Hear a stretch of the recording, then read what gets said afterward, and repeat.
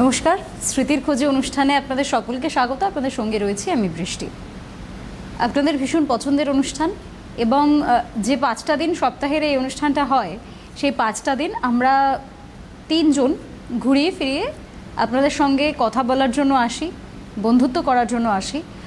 বন্ধুত্ব করার জন্য আসি বলাটা বোধহয় এখন ভুল হবে, কারণ এখন বহু বন্ধু আমাদের হয়ে গিয়েছে অলরেডি।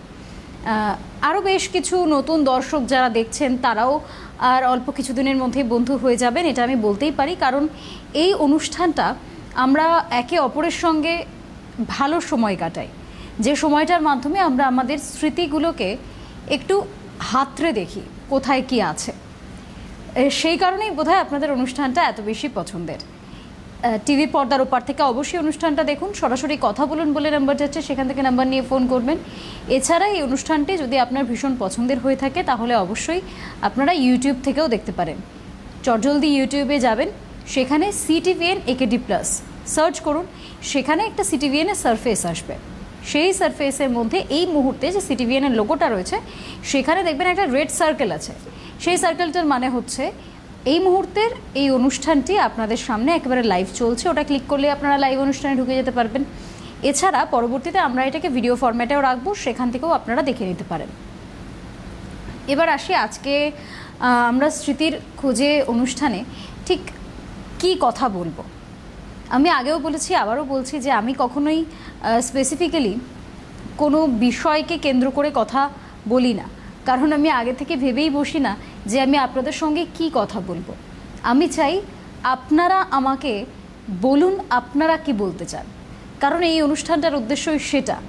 আপনারা কি বলছেন, আপনাদের কি স্মৃতি, আপনাদের কি রোমন্থন রয়েছে, সেই সমস্ত কিছুর খোঁজ আমরা করব। ফলত বলার অনুষ্ঠান তো আপনাদের, আমাদের তো নয়। তাই সরাসরি কথা বলুন বলে নাম্বার যাচ্ছে, সেখান থেকে নাম্বারটা নিয়ে চটজলদি ফোন করে ফেলুন এবং আমরা আজকের আপনাদের স্মৃতির খোঁজগুলো করা শুরু করে দিই। সময় খুব কম থাকে। আপনারা বহু মানুষ, আমার বহু বন্ধু বহুবার বলেছেন যে অনুষ্ঠানটা ভীষণ ভালো লাগার একটা অনুষ্ঠান, ভালোবাসার একটা অনুষ্ঠান, তাই আপনারা চান যে এই অনুষ্ঠানটা সময়সীমা বৃদ্ধি হোক। কিন্তু আমাদের যেহেতু প্রত্যেকটা অনুষ্ঠানের এক একটা নির্দিষ্ট সময় আছে, সেই কারণেই আমরা 30 মিনিটের থেকে এই অনুষ্ঠানটাকে বেশি বাড়াতে পারবো না। তাই এই 30টা মিনিট সময় আছে আমার কাছে আপনাদের সঙ্গে কথা বলার, এবং অবশ্যই আপনাদের কাছেও যে এই স্মৃতির খোঁজে অনুষ্ঠানে নিজেদের স্মৃতিগুলোকে শেয়ার করার জন্য। তাই খুব বেশি সময় নষ্ট করবেন না। আশা করি আপনারা বুঝতেই পারছেন যে 30 মিনিট সময়, তার মানে ওর মধ্যেই ফোন করতে হবে এবং তার মধ্যেই যা রয়েছে মনে সেটা শেয়ার করতে হবে। সবেমাত্র 4টে বেজেছে, অনুষ্ঠানটা শুরু হয়েছে। চটজলদি সরাসরি কথা বলুন বলে নাম্বারটা নিন এবং ফোনে ডায়াল করুন আর চটজলদি ফোনটা করে ফেলুন। দেখুন, একটা বিষয়, এই যে আমরা প্রত্যেক দিন অনুষ্ঠানটা কন্টিনিউ করি আর তারপরে একজন দর্শক বন্ধুর সঙ্গে আমাদের কথা হয়, সেখান থেকে আমরা অনেক কিছু শিখি। এই শেখার বিষয়টাতেও আসছি পরে। এই মুহূর্তে টেলিফোন লাইনে রয়েছেন একজন বন্ধু। হ্যালো, কে বলছেন, কোথা থেকে বলছেন? Good afternoon. গুড আফটারনুন, বলুন কে বলছেন, কোথা থেকে বলছেন? বেশ, বলুন। নমস্কার, কেমন আছেন? ভালো আছি, কিন্তু একটু তাজা হয়ে যাচ্ছে। আর আপনার কথাটা স্পষ্ট নয়, একটু যদি স্থান পরিবর্তন করেন তাহলে সুন্দর করে শোনা যায়। একটু বলছি যে একটু নাম যদি দেখান টিমে ভালো হয়। কি করব বোঝা যাচ্ছে না। বলছি আপনাদের স্ক্রিনে যদি আপনার নামটা দেখান, বা যে 3 জনে বসেন সঞ্চালন হিসাবে, তাহলে নাম দেখালে ভালো হয়, তাহলে অনেকে বুঝতে পারে। বুঝেছেন? বেশ বেশ, ঠিক আছে। আপনাদের নাম আপনি বললেন ঠিকই প্রথমে, যারা পরে টিভি চালালো তাদের অসুবিধা হয় কি নাম। আচ্ছা, আমার নাম বৃষ্টি। না, সেটা তো জানি, কিন্তু আমি জানি, কিন্তু অন্য দর্শকরা জানে। বেশ বেশ, আমি এটা তাহলে ফরওয়ার্ড করে দেবো PCR-এও, যে এবার থেকে নামটা রাখতে, কারণ নামটা হঠাৎ করে কেউ অনুষ্ঠান দেখলে তখন তারা জানতে চাইবেন। আপনি ঠিকই বলেছেন। কেমন আছেন বলুন?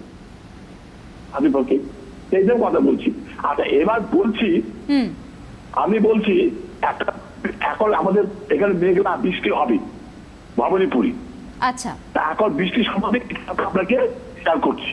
ওকে, বলুন। ছোটবেলায় বৃষ্টি বৃষ্টি ঝড় হতো।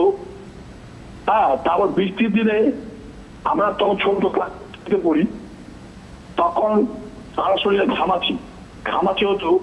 মারা বলতো বৃষ্টিতে ভিজে নাকি ঘামাচি মরে যা, শুকিয়ে যা। এই দিন আমরা ছোটরা বৃষ্টি দিতাম। আর এমনি আম ঝড়েতে আম পড়ে থাকতো গাছেতে, পরের দিন সকালে উঠে সে আম পেয়ে নিতাম। হ্যাঁ, সে দিনের কথা এখন মনে পড়ে। কিন্তু এখন বড় হয়েছি, এখন ভবনীপুরে আছি, এখন সে বৃষ্টি হলে আমাদের রাস্তাঘাটে প্রচুর জল জমে, রাস্তাঘাটে হাঁটতে অসুবিধা হয়। তারপর যেন স্কুল ছাত্ররা স্কুলে যান, তারপরে লাইট পোস্টে হাত দেয়, ওরা কারেন্ট হয়ে থাকে চলেছে। এই বৃষ্টি আরেকবার আমার ছেলে স্কুলে পরীক্ষা ছিল ইংলিশ, আর তখন ইংলিশ যোগ হতো না, কিন্তু নাম্বার দেওয়া থাকতো।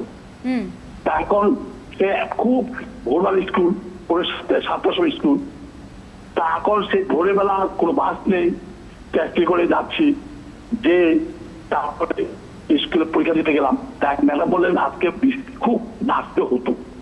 আমি কেন পরীক্ষা, পরীক্ষা হলো এই ইংলিশটা তো যোগ হবে না, আমি যোগ না হলে কিন্তু ওটা তো লেখা থাকবে এসেল বলে, ওইটা আমাদের সুবিধা। হ্যাঁ, এর বৃষ্টি আর বৃষ্টি ঝড় হলে তো, খুব বৃষ্টি হলে তো চাষের পক্ষে ক্ষতিকর, আমাদের ফসল হয় না, ফসল উৎপন্ন হয় না। এই বৃষ্টিও আবার দরকার, বৃষ্টি না হলে তো মানুষের কষ্ট হবেই। হ্যাঁ, তারপর বৃষ্টি উপলক্ষে একটা কবিতা আপনাকে শেয়ার করছি। বৃষ্টি পরে কাপড় টুপুর, দিনের আলো নিভে এলো, সূর্যে ডোবে ডোবে, আকাশ ঘিরে মেঘ ছুটেছে চাঁদের লোভে লোভে। মেঘের উপর মেঘ করেছে রঙের উপর রং, মন্দিরেতে কাঁসর ঘন্টা বাজলো ঠং ঠং। ওপারেতে বৃষ্টি এলো ঝাপসা গাছপালা, ওপারেতে মেঘের মাথা 100 মানিক জ্বালা। পাগলা আবার মনে পড়ে ছেলে বেলার গান, বৃষ্টি পড়ে টাপুর টুপুর, নদী এলো বান। আকাশ জুড়ে মেঘের খেলা, কোথাও সীমানা, দেশে দেশে খেলে বেড়া, কেউ করে না মানা। কত নতুন ফুলে বনে বৃষ্টি দিয়ে যায়, পরে নতুন খেলা কোথায় ভেবে পা। মেয়ের খেলা দেখে কত খেলা পরে মরে, কত লুকোচুরি কত ঘরের কোণে। তাই সঙ্গে মনে পড়ে ছেলেবেলার গান, বৃষ্টি পড়ে টাপুর টুপুর, নদী এলো বান। মনে পড়ে ঘরটি আলো, মায়ের হাসি মুখ, মনে পড়ে মেঘে ডাকে গুরু গুরু বু। বিছানাটি একটি পাশে শুয়ে আছে খোকা, মায়ের পরে দৌড়াতে সে নালে রাখা জোখা। তখন দুরন্ত ছেলে করে দাবা দাপি, পায়েতে মেঘ ডেকে উঠে শীষকে ওঠে কাঁপি। মনে পড়ে মায়ের মুখে শুনেছিলাম গান, বৃষ্টি পড়ে টাপুর টুপুর, নদী এলো বান। মনে পড়ে সুয়রানী দুয়রানী কথা, মনে পড়ে অভিমানী কঙ্কাবতীর ব্যথা। মনে পড়ে ঘরের কোণে মিটি মিটি আলো, একটি দিকে দেয়ালেতে ছায়া ভালো। তাই থেকে কেবল জলের শব্দ ঝুপ ঝুপ ঝুপ, রশি টেলে গল্প শুনে একেবারে চুপ। তাই সঙ্গে মনে পড়ে মেঘলা দিনের গান, বৃষ্টি পড়ে টাপুর টুপুর, নদী এলো বান। কবে বৃষ্টি পড়েছিল পানের এসো কোথা, শিব ঠাকুরের বিয়ে হলো কবে সে কথা। সেদিনও এমনিতর মেঘের ঘটা খানা, থেকে থেকে বাজ বিজুলি দিচ্ছিল সে হানা। তিন কন্যে বিয়ে করে কি হলো তার শেষে, না জানি কোন নদীর ধারে, না জানি কোন দেশে। কোন ছেলের ঘুম পাড়াতে কে গাইল গান, বৃষ্টি পড়ে টাপুর টুপুর, নদী এলো বান। নমস্কার। সুন্দর, ভীষণ সুন্দর। আপনার মধ্যে একটা বাল্য ব্যাপার রয়েছে, যে বিষয়টা ভীষণ ভালো লাগার কথা যারা দর্শক বন্ধুরা রয়েছেন তাদের জন্য। কারণ সবসময়ই আমরা এটা ভাবি যে আমরা বড় হয়ে গেছি, মানে আমরা এমন কিছু করতে পারবো না যেটা ছোটদের, কিন্তু এমন কিছু যেটা ছোটদের সেটা যদি আমাদের আনন্দ দেয় তাহলে কেন নয়। আরও একজন দর্শক বন্ধু রয়েছেন এই মুহূর্তে টেলিফোন লাইনে। হ্যালো, কে বলছেন, কোথা থেকে বলছেন? হ্যালো বৃষ্টি, আমি ভারতী সরকার বলছি রায়গঞ্জ থেকে। নমস্কার, বলুন কেমন আছেন? ভালো আছি। তুমি আমার অনেক অনেক শুভেচ্ছা, ভালোবাসা, আদর নিও। অনেক ধন্যবাদ, অনেক ধন্যবাদ। হ্যাঁ হ্যাঁ, আজকে আমি আমার 30-32 বছর আগে পুরনো স্মৃতির কথা বলছি তোমাদের। অবশ্যই। হুম। আমার একটা পেট ডগ ছিল, বুঝেছো? আচ্ছা, তার নাম চুচু। হ্যাঁ, কি নাম? তার সম্বন্ধে বলছি। হ্যাঁ, যে আমার ছেলে তখন ব্যাঙ্গালোরে ইঞ্জিনিয়ারিং পড়তো। তো ও বাড়ি ফেরার সময় একটা ছোট্ট বাচ্চা কুকুর নিয়ে এসেছিল। আচ্ছা। তার নাম দেখেছিল চুচু। চুচুকে নিয়ে আসার সাথে সাথে তো আমাদের কুকুরটা দেখতে খুব সুন্দর, খুব ভালো লাগছিল। হুম। কিন্তু আমরা তো কুকুর কোনোদিন পুষিনি, যার জন্য একটু কেমন যেন একটু দ্বিধাগ্রস্ত মনটাও ছিল। হুম। তারপর যাই হোক, ছেলে অনেক বোঝালো যে না, মা কুকুরটাকে রাখো রাখো। আর দেখলাম কুকুরটা খুব কিউট, যার জন্য ওর উপর একটা মায়াও পড়ে গেল, রাখলাম। ছেলে কয়েকদিন থাকলো, থাকার পরে ছেলে ব্যাঙ্গালোরে ফিরে গেল, যেখানে পড়তো। তারপরে আমার স্কুলে, আমি একটা স্কুলে টিচার ছিলাম, হায়ার সেকেন্ডারি স্কুলে। আচ্ছা। তো সেই স্কুলের টিচার, ও বুঝতে পেরেছিল যে কুকুরটাকে আমরা মানে পছন্দ করছি না কুকুর বাড়িতে রাখা, যার জন্য বারবার আমাকে বলেছিল যে দিদিমণি, আপনি যদি কুকুরটাকে না রাখেন তাহলে আমাকে দিয়ে দিন। তারপরে আমি তো আমার ছেলে যাওয়ার পরে ওকে ফোন করে বললাম যে তুমি তাহলে কুকুরটা নিতে চাইলে নিয়ে যাও। ও তো নিয়ে গেল, নিয়ে গিয়ে একটা ঘরের মধ্যে রেখে দিল কুকুরটাকে। কিন্তু আচ্ছা। কুকুরটা কিছুতেই থাকে না, সারাদিন শুধু কুই কুই কুই কুই কুই করে। তখন ও আমাকে বিকেলে ফোন করে বলল যে দিদিমণি, তো কুকুরটা কিছু খাচ্ছে না, শুধু কুই কুই কুই করছে। তখন আমার ছেলের স্মৃতির কথা মনে পড়লো, যে খুব মনটাও খারাপ হলো যে ছেলে এত ভালো কিছু নিয়ে এসেছিল কুকুরটা, অথচ কুকুরটাকে আমরা রাখতে পারছি না। তো বিকেলবেলা আমি আমার হাজব্যান্ড গেলাম, গিয়ে ওই আমাদের টিচার, ওর নাম গোপালের বাড়িতে গেলাম, গিয়ে গোপালকে বললাম, গোপাল তাহলে চুচুকে ফেরত দাও। ও দরজাটা খুলে যেই শীষ দিয়েছে না, কুকুরটা লাফিয়ে এসে আমার কোলে উঠে গেছে। তারপরে আমি তো ওকে যথারীতি কোলে করে রিক্সা করে নিয়ে এলাম, বাড়িতে নিয়ে এলাম। তারপরে ও হচ্ছে গিয়ে তার আমাদের ভালোবাসার পাত্র, আস্তে আস্তে ভালোবাসার পাত্র হইলো, সকলে ভীষণ ভালোবাসতো, ভীষণ। কুকুরটা দেখতে দারুণ কিউট ছিল। তারপরে কুকুরটা আস্তে আস্তে আমার নাতনি ছিল একটা 6-7 বছরের, তার বন্ধু হয়ে উঠলো। সে সব সময় কি করতো যে ওই কুকুরটার সাথে খেলাধুলা করতো, ওই দরজার পাশে লুকিয়ে গিয়ে ডাকতো চুচু, অমনি সাথে সাথে ওকে খুঁজে বের করতো। তারপর একটা রুমাল নিয়ে উপরে ছুঁড়ে দিত, সেটাকে ও কি করতো যে লাফ দিয়ে ধরে নিয়ে আসতো। এরকম করে চুচু আমাদের সবার খুব প্রিয় হয়ে গেল। তারপরে একদিন দোলের দিন কি হয়েছে, আমরা সবাই মাংস ভাতটা খাওয়া হয়েছে, খেয়ে টেয়ে নিয়ে আমরা গল্প টল্প করছি। এমন সময় দেখি যে চুচুর একটা কান্নার শব্দ পাচ্ছি। আচ্ছা। আমি আমার কাজের লোককে বললাম যে দেখতো কোথায় চুচু কাঁদছে। ও নিচে গিয়ে দেখে কি, যে আমরা দোতলায় থাকতাম, নিচে গিয়ে দেখে যে ইদারার মধ্যে পড়ে গেছে। কি হয়েছে? নিচে গিয়ে কি দেখলো? ও তখন বলল যে কাকিমা, চুচু তো ইদারায় পড়ে গিয়েছে। তারপরে সেই বড় বালতি করে চুচুকে ইদারা থেকে তোলা হলো। তোলার পরেও সে আমার গলা জড়িয়ে ধরে কিছুতেই মানে করে নামবে না। আর শুধু নামে যখন ওর পেচ্ছাপ পায়, তখন নামে একটু পেচ্ছাপ করে আবার আমার কোলের মধ্যে চলে আসে। এমনি করে সে চুচু আমাদের সকলের ভীষণ ভীষণ প্রিয় হয়ে গেল। তারপরে ও যখন একটু বড় হলো, তখন ও নালিশ করতে শিখলো। আমার কাজের মেয়েটা, আমরা তো দুজনে, আমি আমার স্বামী দুজনে দুটো স্কুলে চাকরি করতাম। আমার স্বামীর স্কুলটা ছিল আমাদের বাড়ির সামনে, একটা রাস্তা চলে গেছে উত্তর থেকে দক্ষিণ দিকে। ও কি করতো, ওই 4টে 4:30 সময় দক্ষিণ দিকে মুখ করে গ্রিলের ফাঁক দিয়ে মুখ বার করে দাঁড়িয়ে থাকতো। আর যখন আমার স্বামী আসতো তখন হু হু হু করে ডাকতো। তারপরে আর আমি যখন আসতাম, আমি উত্তরের পথ দিয়ে আসতাম, ওখান দিয়ে ও কি করতো, ওই দিকে তাকিয়ে থাকতো। তারপর আসার পরে আমাদের কাজের মেয়েটা সম্বন্ধে কমপ্লেন করতো, বলতো উ হু, হু, হু। মানে ও আমাকে বেশ ছেড়ে চলে গিয়েছে, হ্যাঁ, ছেড়ে দুপুরবেলা ও ঘুরতে চলে যায়। তারপরে তখন কাজের মেয়েটাকে তো খুব বকাবকি করতাম। এইভাবে কুকুরটা সকলের ভীষণ প্রিয়, সকলে পাড়া প্রতিবেশী সকলের প্রিয়, বিশেষ করে বাচ্চাদের তো সাংঘাতিক প্রিয় হয়ে এসেছিল।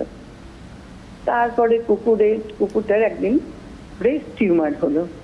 আমরা ওকে বহরমপুরে নিয়ে গেলাম। বহরমপুরে নিয়ে গিয়ে, কারণ রায়গঞ্জে সেরকম ভালো পশু চিকিৎসালয় ছিল না, তা বহরমপুরে নিয়ে গিয়ে ওর ওই ব্রেস্ট টিউমারটা অপারেশন করালাম। আচ্ছা, বড় ডাক্তারের কাছে অপারেশন করালাম। এবং আমরা একটা হোটেলে ছিলাম, সেখানে হোটেলের মাঝখানে ও চুচু শুয়ে থাকতো, দুপাশে আমরা স্বামী স্ত্রী দুজনে শুয়ে থাকতাম। স্যালাইন চলতো, এ করতো, করে সুস্থ করে বহরমপুর থেকে ওকে নিয়ে এলাম বাড়িতে। বাড়িতে নিয়ে আসার পরে মাসখানেক ঠিকঠাক ছিল। তারপরে একদিন খুব শ্বাসকষ্ট হলো, কিন্তু তখন আমরা ডাক্তারকে ফোন করলাম যে এরকম ভাবে ডাক্তারবাবু আমাদের কুকুরটা ভীষণ শ্বাসকষ্ট হয়েছে, কি করবো? বলে অক্সিজেন দিন। কিন্তু রায়গঞ্জে অক্সিজেন দেওয়ার কোনো ব্যবস্থা ছিল না। তারপরে ও এই করতে করতে, হ্যাঁ, মানে শ্বাস নিতে নিতে নিতে আস্তে আস্তে আস্তে ঝিমিয়ে পড়লো, তার মানে মারা গেল কুকুরটা। তারপরে গিয়ে ওকে সেই দিনটা ছিল গুরু পূর্ণিমা। হ্যাঁ, তখন আমরা তো বাড়িতে সবাই ভীষণ কান্নাকাটি করছি যে চুচু চলে যাওয়াতে, ভীষণ কান্নাকাটি করছি। বিশেষ করে আমার নাতনি ভীষণ কাঁদছে, ভীষণই কাঁদছে। তারপরে ওকে আমাদের ড্রাইভারকে দিয়ে নদীর ধারে মাটিতে পুঁতে দেওয়া হলো। কুকুরকে তো দাহ করার কোনো প্রথা নেই, যার জন্য ওই মাটি পুড়ে মাটির মধ্যে পুঁতে দেওয়া হলো। এবং আমরা ভারত সেবাশ্রম সঙ্গে ওর নামে একটা যজ্ঞ করলাম। যজ্ঞ করে ওইখানে 5,000 টাকা ডোনেট করলাম, করে ওর আত্মার শান্তি কামনা করলাম। এই হলো আমার গল্প। একটা জীবনের খুব সুন্দর অধ্যায়, বলুন। হ্যাঁ হ্যাঁ হ্যাঁ, যে অধ্যায়গুলো হয়তো কোনোদিনই মন থেকে মুছে যাওয়ার মতো নয়, এরকমই। যার জন্য এখনো, বুঝেছো, কোনো কুকুর দেখলেই ভীষণ মন খারাপ করে। আর আমার মেয়ের বাড়িতে কিন্তু অনেক কুকুর আছে, ল্যাব্রাডর, ফক্সটেরিয়ান, সেন্ট বার্নার্ড, এগুলো আমরা যার জন্য কুকুর ভীষণ ভালোবাসি। এরা না সন্তান সম হয়ে যায়, বাড়ির যারা মায়েরা থাকে তাদের কাছে একদম সন্তান সম। হ্যাঁ হ্যাঁ হ্যাঁ, তো মায়েদের দুঃখটা তাদের সন্তানদের প্রয়াণে তো অনেক বেশি হবেই। অনেক ধন্যবাদ আপনাকে, আপনি কিছু খুশির মুহূর্ত শেয়ার করেছেন। তো সেই মুহূর্তগুলো নিয়েই আমরা আগামী দিনে আরও আগামী পথ চলবো, এবং সেই সুন্দর মুহূর্তগুলো বেঁচে থাকুক, সবসময় বেঁচে থাকুক। আরও একজন দর্শক বন্ধু রয়েছেন আমাদের সঙ্গে টেলিফোন লাইনে। হ্যালো, কে বলছেন, কোথা থেকে বলছেন? হ্যালো, আমি গুজরাট থেকে বলছি, শুভদীপ প্রহর। শুভদীপ প্রহর। শুভদীপ প্রহর, শ্যামাশ্রী বন্দ্যোপাধ্যায়, গুজরাট বরোদা থেকে বলছি। নমস্কার, বলুন, কেমন আছেন? ভালো আছি, প্রচন্ড গরম, একদিন মাত্র বৃষ্টি হয়েছিল, তাতেই খুবই কষ্টের মধ্যে আছি গরমে আর কি। এমনি তো ওয়েদার ভালোই, মানে সন্ধ্যে হলেই বেশ ঠান্ডা হাওয়া, আর আমার বাড়িটা একদম খোলামেলা জায়গায়, সামনেই বাজার। গুজরাটের গরমটা কেমন? কলকাতায় তো আপনি থেকেছেন, কলকাতার গরম তো দেখেছেন, গুজরাটের গরমটা কেমন লাগছে? গুজরাটের গরম প্রচন্ড। এর আগে আমি রাজস্থানে ছিলাম, সেখানেও 45-46 হয়ে যেত, এখানেও সেই 45-46 তো হবেই। প্রচন্ড গরম, প্রচন্ড গরম, আর খালি ঘাম হয়ে যাচ্ছে, আর কষ্ট শরীরে, রোদ্দুরের তাপ এত প্রচন্ড যে বলা যায় না। হ্যাঁ, সেটা তো রয়েছে, তার উপর হিউমিডিটি। হ্যাঁ, হিউমিডিটি, তার মধ্যেও তো থাকতে হবে, যার যেখানে থাকা। তুমি কেমন আছো? আমি এই ভালো আছি। গরমে আমার গরমকালে শরীর একটু বেশি খারাপ থাকে, তো সেইটা নিয়েই টানছি আর কি। সবাই এমনি সবই ভালো, ভালো কাজ করছি, ভালো সময় কাটছে। আচ্ছা, আজকে আমি একটা আমার স্মৃতি, কিছুতেই আমি সেটা ভুলতে পারি না। আজ প্রায় 6 বছর হলো সিটিভিএন এর সঙ্গে আমি জড়িত, কথা বলি, সকালে গান টান শুনি। আচ্ছা তা 2022-এ আমি খুব অসুস্থ হয়ে পড়েছিলাম, মানে জ্বর হচ্ছিল। আগের দিন রাত্রিরে বাথরুমে গিয়ে দরজা বন্ধ করে দিয়েছি, আর ওখানেই সেন্সলেস হয়ে গেছি। তারপরে ছেলে মেয়ে পড়েছি যে মাম কোথায় গেল, মাম তো পড়ে এরকম, তখন 1টা-1:30 বাজে, শুয়ে পড়ে, কি হলো মামে? তারপরে দেখি কিনা বাথরুম থেকে কলের জল পড়ে যাচ্ছে আর কোনো আওয়াজ আসছে না। আচ্ছা তখন বাথরুমের দরজা ভেঙে আমাকে আমার ছেলে মেয়ে সেখান থেকে ব্রাক করে, তখন আমি সেন্সলেস। যাই হোক, আমাকে শুয়ে এরপরে পরের দিন ভোরে আমাকে হসপিটালে নিয়ে যেতে হয়। কি হয়েছিল? নিউমোনিয়া হয়েছিল, আর শরীরে অক্সিজেন ছিল না, অক্সিজেনের প্রচন্ড অভাব ছিল। তো আমাকে তো আইসিইউতে রাখা হচ্ছিল। তা অ্যাসিস্ট্যান্ট ডাক্তারের কথা নাম মনে করলে আমার খুবই ভুল হবে। সে আমাকে ভালোবেসে ফেলেছিল, আমিও তাকে ভালোবেসে ফেলে গেছিলাম। সে প্রত্যেকদিন ভোরবেলা এসে গুড মর্নিং করতো, আমিও গুড মর্নিং করতাম। আর তার সাজগোজ দেখে না আমার মনটা এত ভালো হয়ে যেত। আর পারফিউম আমি ভীষণ পছন্দ করি। সে খোলা চুলে স্নান করে এসে পারফিউম লাগিয়ে আন্টি ক্যাসি হো, ওই যে হেসে বলতো না, ওইটাই আমার আধা মানে মনটা ভালো হয়ে যেত। যাই হোক, তারপরে হলো কি ওরকম ছিলাম প্রায় 6-7 দিন আইসিইউতে ছিলাম। একদিন সেন্সলেস হয়ে আমি এমন এর মধ্যে ছিলাম, আমি ভাবছিলাম, মনে মনে ভাবছিলাম, সেটা কাউকে বলিনি, যে মনে হচ্ছিল না আমি কি আর বাড়ি ফিরতে পারবো না, আমার কি আর আমার নিজের বাড়িতে কি আর আমার ফেরা হবে না, আমি কি এখানেই আমাকে কাউকে দেখতে পাবো না। তারপরে ওরকম করতে করতে কিছুক্ষণ সময় কাটলো। তারপরে দেখলাম কিনা আমার রান্নার ভীষণ শখ, আমি রান্নাঘর ওর মধ্যে দেখলাম, আমার রান্নাঘর নিচের তলায় আমি রয়েছি বেডে শুয়ে, আর আমার ওপরে রান্নাঘর। আচ্ছা তারপরে দেখলাম তোমাদের সিটিভিএনের সিনটা হলো প্রতিদিনের রবীন্দ্রনাথের গানের অনুষ্ঠান, অ্যাঙ্কার তনুশ্রীকে দেখলাম, দেখে যাই হোক সেটা কিরকম কেটে গেল। কিন্তু এইসব স্মৃতিগুলো না এত মনে পড়ে, কি বলবো। সব থেকে ভালো মনে পড়ে আমার ওই অ্যাসিস্ট্যান্ট ডাক্তারের, তোমারই বয়সী প্রায় মেয়ে, সে আমাকে এসে একদম হেসে যখন বলতো আন্টিজি ক্যাসি হো, আর এত ভালো লাগতো, কি বলবো। যাই হোক, তারপরে আমি 13 দিন বাদে বাড়ি ফিরলাম, মানে কিছু সুস্থ হয়ে। এই আর কি, এটা আজকে তোমার সঙ্গে শেয়ার করলাম। আমি এতদিন কাউকে বলিনি তোমার সঙ্গে। তোমার মাসিমণি বলছি কিন্তু। হ্যাঁ হ্যাঁ, আমি বুঝতে পেরেছি। আমি ভাবছিলাম যে ডাকবো কি ডাকবো না, কারণ আপনার মনে আছে কিনা সেটাও তো আমাকে জানতে হবে। যাই হোক, তোমরা সবাই ভালো থেকো, এই কামনা করি। সুস্থ থেকো, গরমের মধ্যে থেকেও ভালো থেকো। বৃষ্টি আসবে, তোমার নামেই তো বৃষ্টি এসে যাবে। আপনি অনেক ভালো থাকবেন, সুস্থ থাকবেন, গরমে একটু সচেতন থাকবেন যাতে রোদ থেকে একটু দূরে থাকা যায়। বেরোই না, আমি একদমই রোদে বেরোই না, বাড়িতেই থাকি। মানে যাওয়ার মতন ক্ষমতা নেই। আমার 70 বছর বয়স। কত বছর বয়স? 70 বছর বয়স। আচ্ছা আচ্ছা আচ্ছা, না তাহলে তো একদমই বেরোনোটাও উচিত নয়, তো ঘরেই থাকুন, আর একলা সুস্থ তো থাকুন। বেরোতেই পারবো না। হ্যাঁ সেটাও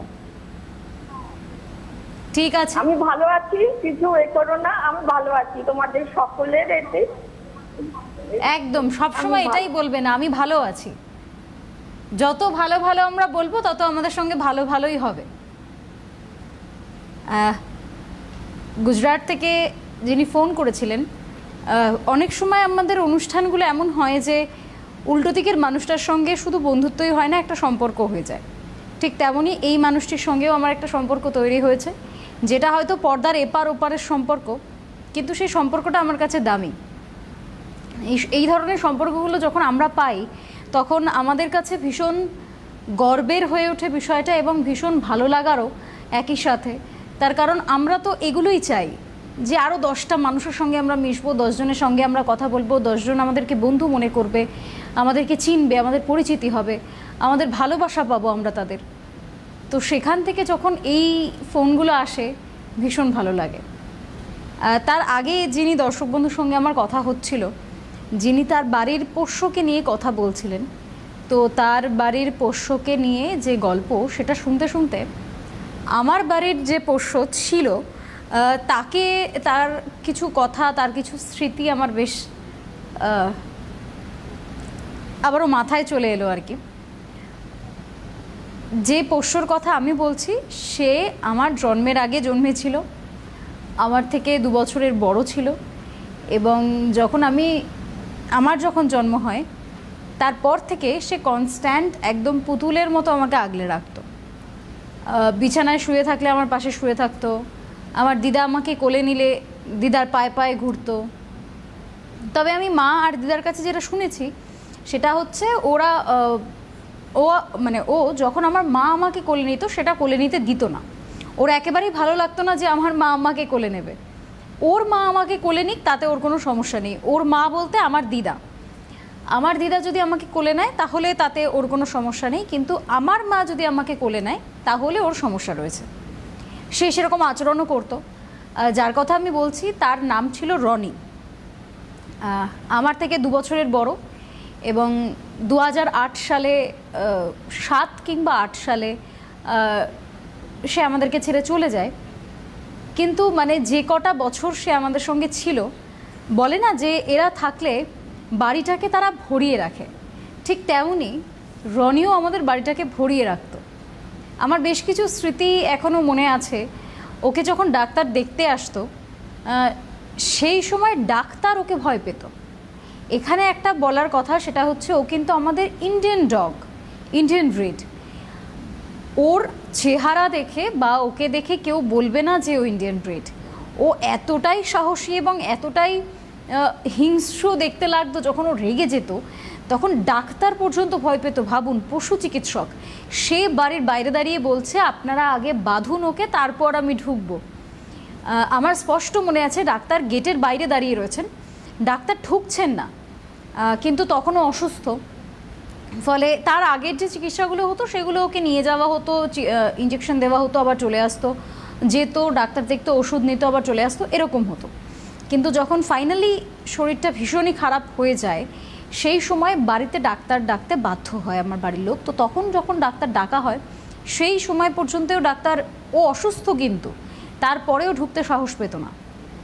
সেটা করতে গিয়ে আমার দিদা এরকম ওর চোয়াল জোরে ধরে রাখে, ও কামড় দেয় দিদাকে, এরকম অনেক কিছু। মানে ওকে ঘিরেই আমার দুনিয়াটা ছিল। মানে আমি যখনই স্কুলে বেরোতাম, সকালবেলা ঘুম থেকে উঠে আগে আমার ওকে দেখতে হতো। আমি ওর সাথে খানিকক্ষণ খেলতাম, ওকে আদর করতাম, তারপর আমি স্কুলে যেতাম। স্কুল থেকে এসেই আমার প্রথম কাজ ছিল আগে ও যেখানে শুয়ে আছে সেখানে গিয়ে ওকে একটু জাপটে ধরা। মানে এখনও আমি কখনো কখনো সেগুলো আমার মনে হয় যে ওই দিনগুলো ফিরে পেলে হয়তো ভালো হতো। আর এই মুহূর্তে পোষ্যের কথা বলতে যেহেতু আমার ভীষণ ভালো লাগে, কারণ এরা তো আমাদের প্রত্যেকের কাছে আমাদের বাড়ির সদস্য, আমাদের সন্তান। এই মুহূর্তে আমার বাড়িতে 8টি বিড়াল ছানা রয়েছে। এর আগে যে রনি ছিল, ও যেহেতু ইন্ডিয়ান ডগ ছিল, তার পরবর্তীতে ওর মৃত্যুর পর আর কারোর বুকে সাহস হয়নি যে আরেকটা ছানা নিয়ে আসবে বাড়িতে বা কিছু, কারণ বাড়ির প্রত্যেকেই খুব বাজে রকমভাবে ভেঙে গিয়েছিল। তারপর এই আমার বাড়ির এখন 8টি ছানা রয়েছে, তারা বেড়াল ছানা।